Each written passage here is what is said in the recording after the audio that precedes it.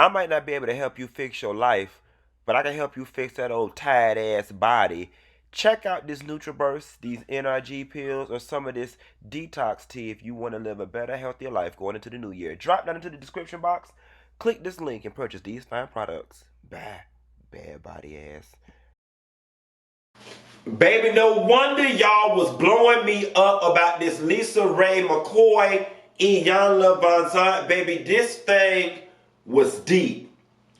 But I'm going to take this thing even deeper than Iyanla went. I know you want to talk about it, so I ain't even going to ask. Let's go.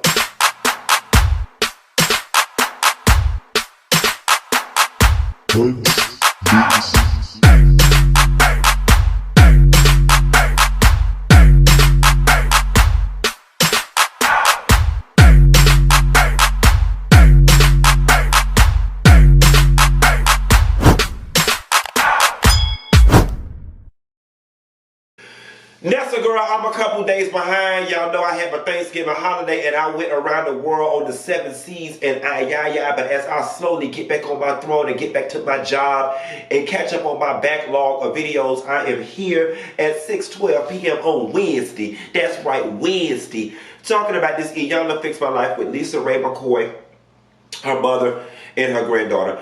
For those of you guys who watched it, this was deep and my heart is saddened because no awareness was brought about, but no true new birth. Since I'm always picking on the new birth people, no new birth was given, but it is a start and it's more than what they had than when they came with. You know, a lot of people will look at this thing and on the surface say it starts with the mother, right? But I'm sure if you start with the mother and back it up 3 more generations, more than likely you will see the same pathology. And when I said I wanted to take this thing a little deeper than Iyanla did, I'm finna take it way back to the old school Doodle Brown. This right here, what we just witnessed on television, was a true vestige of slavery and then poverty, especially in the deep South. LisaRaye's mother, first of all, for LisaRaye to be as Hollywood as she was, there was something that resonated in my ear with her mother's dialect. It was the Mississippi in her. My dad's whole side of the family is from Mississippi. My grandmother picked cotton. My mom's whole side is from rural Georgia. So I picked up on that Mississippi twang, the way she strung her words together. I picked up on that very quickly. Excuse me.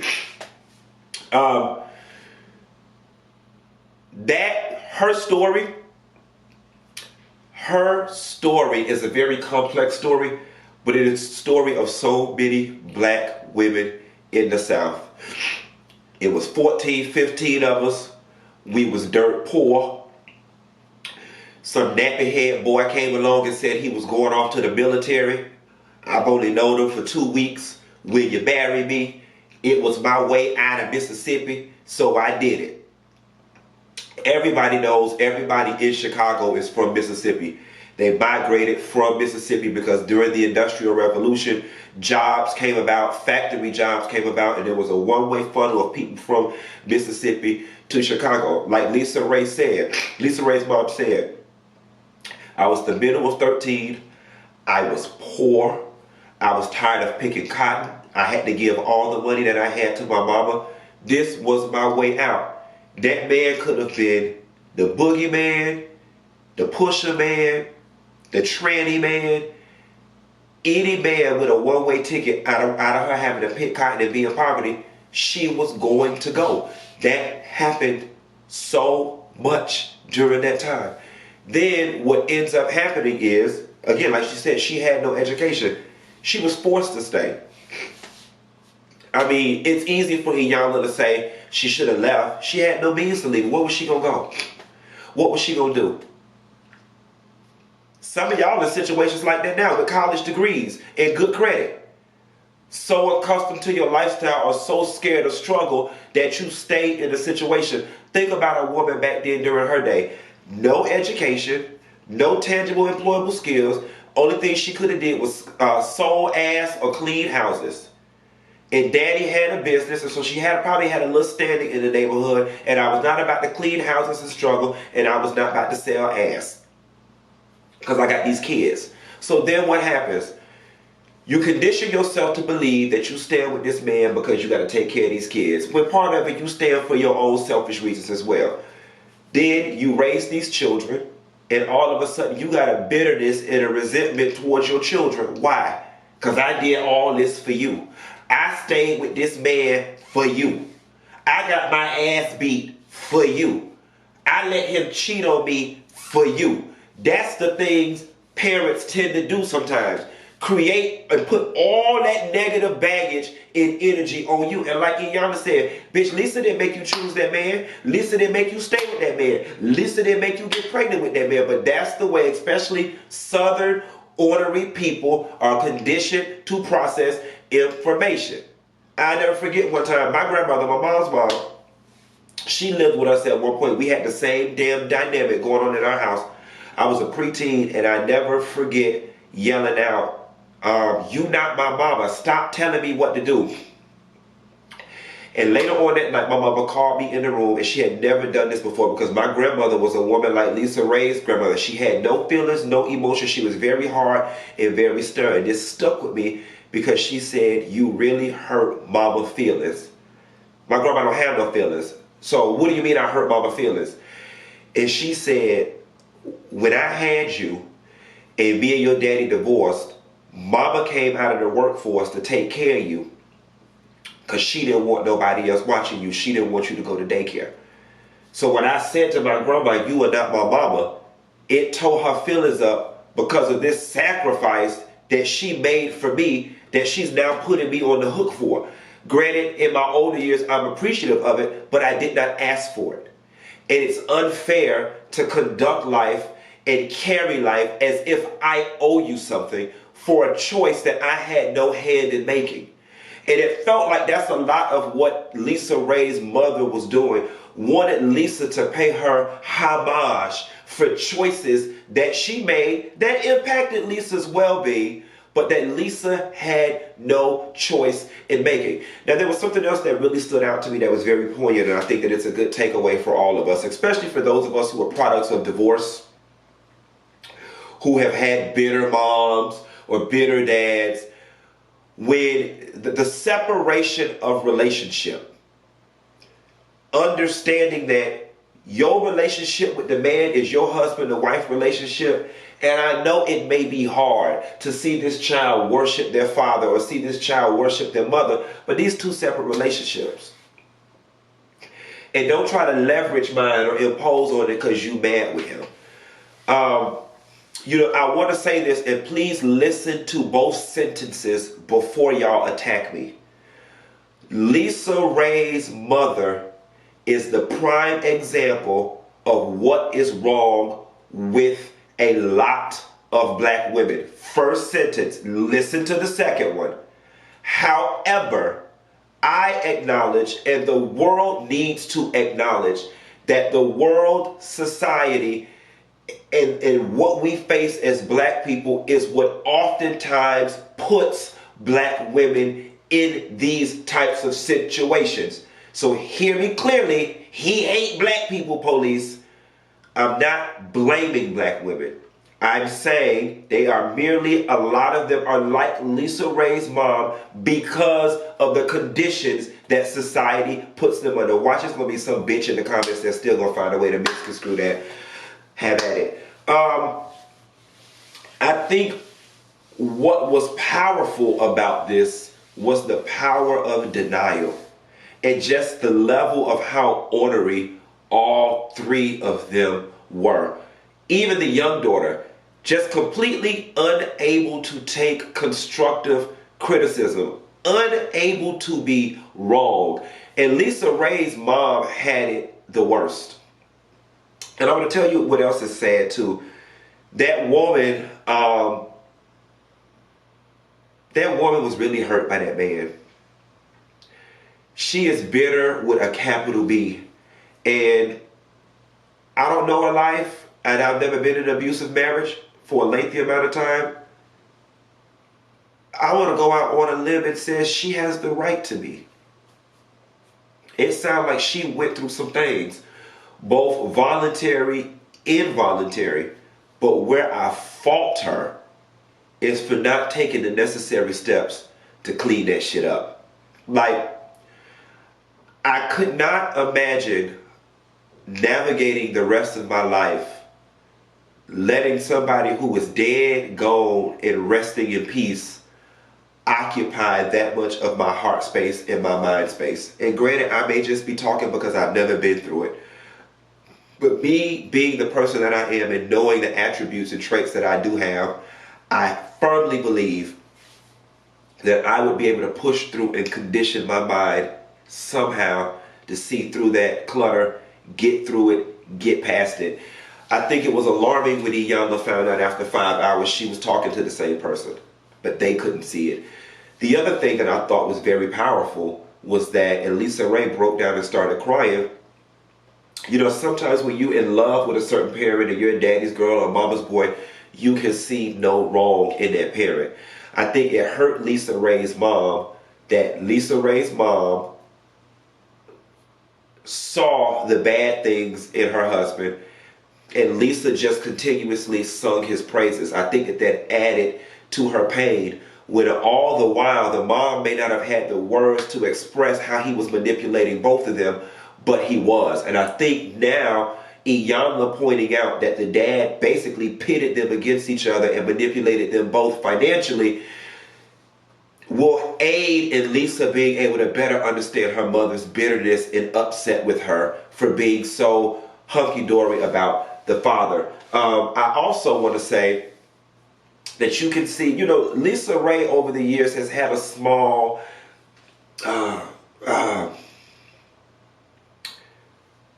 gold diggerish tint cast upon her image or whatever the case may be. And it's clear to see where it's come from. You know, my daddy was the one, he took care of everything he had, and that's what I'm looking for. You know, that's what I need. I have money, we was comfortable, that's what the next man got to bring. You know what I'm saying? And look how she became divorced with the man that was fucking Roxy. Nevertheless, this was interesting. I definitely think the mother has more work to do than the other two. And considering the fact that sometimes it is hard to teach old dogs new tricks, I think it would probably be in the best interest of Lisa's mental health to send her mother back to Chicago. And they work maybe starting with some phone calls.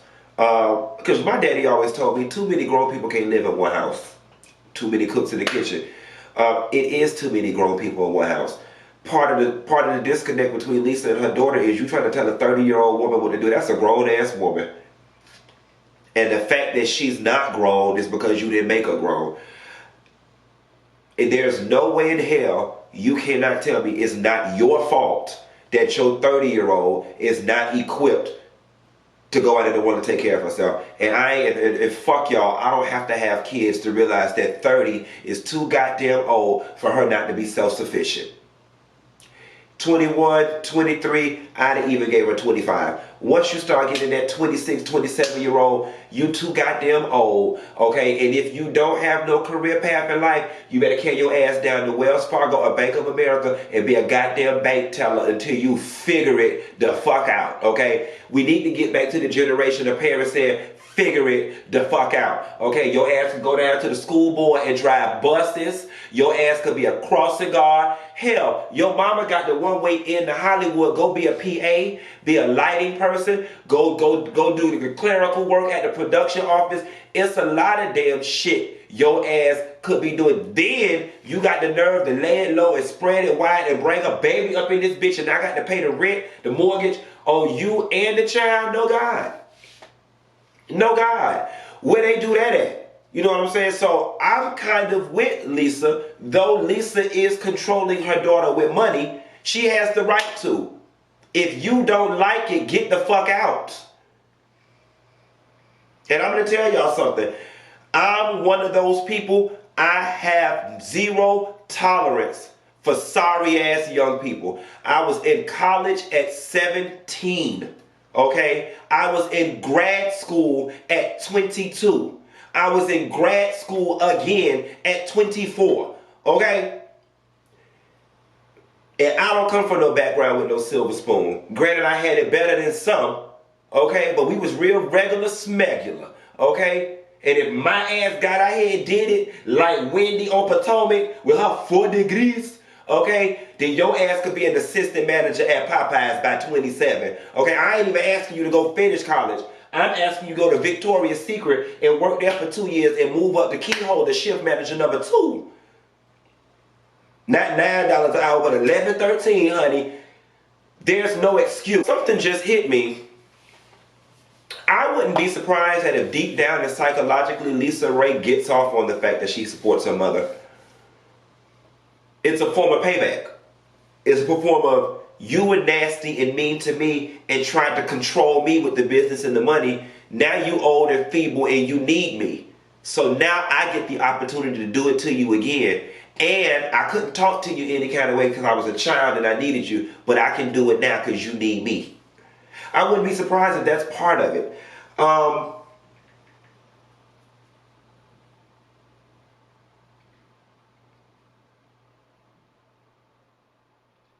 think that's all I got, y'all. This was very deep.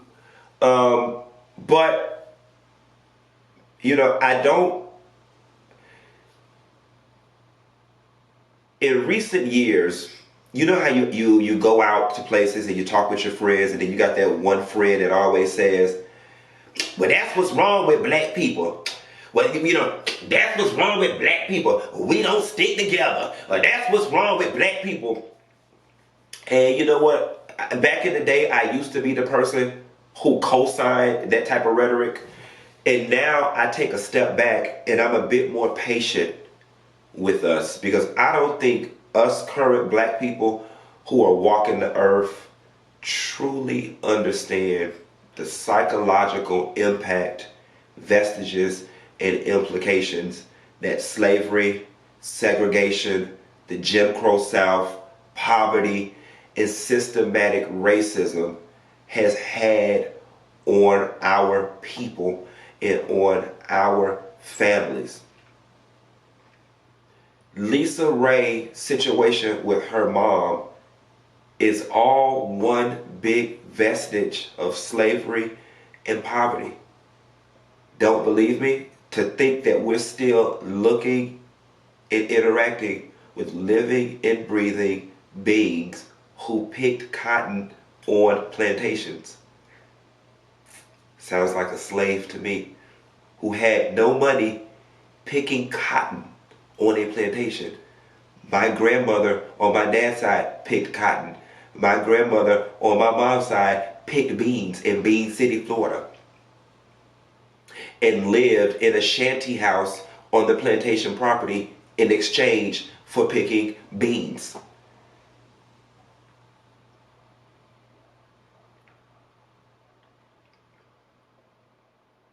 Slavery turned us loose in the world. No direction, no sense of self, no money, no resources. Laws, segregation in Jim Crow South kept us down, kept us poor, kept us in poverty, kept us hungry, kept our men divided from our women, made our women tools, domesticated tools, sexual tools, tools to prop up the whole economy and community. I'm poor. I'm picking cotton. As a result of it, I'm trying to survive. I didn't marry for love. I married to not have to pick cotton, for my fingers to not have to bleed. I don't have an education as a result of segregation, the Jim Crow South, and poverty. So now I'm with this man who's also broken from segregation, Jim Crow South, poverty. He making 2 nickels in a world that told him he ain't shit and will never be shit. So amongst black women in the black community, he gets to be the man in this big white world. either consciously or subconsciously abusing the women in his life. But again, because I'm poor, uneducated, and can't go nowhere and got this man's baby, I now got to stay. He don't got the tools to love me. And the shit gets passed on and passed on and passed on. And what we see in 2020 is LisaRaye and her daughter, all a vestige of slavery. Let's not even factor in the rape of our people that gave them that light skin and so on. It's so much deeper than the mama and the daddy. So this is one of those situations where we really have to call on the ancestors. I always tell people it took us 400 years to get in this situation as black people. It may take us another 400 to get out of it. We got to learn to be patient with one another, but most truthfully, we have to learn to be introspective and willing to do our own work and be accountable and not run from our pain. You can choose to sit in it and continue to live a life of chaos and confusion, or you can honor your pain, stand in it, acknowledge it, and heal from it. That's all I got. I ain't got no more. Be sure to like and subscribe. I'm finna go drink some Theraflu, and I'll call y'all hoes later. Bye.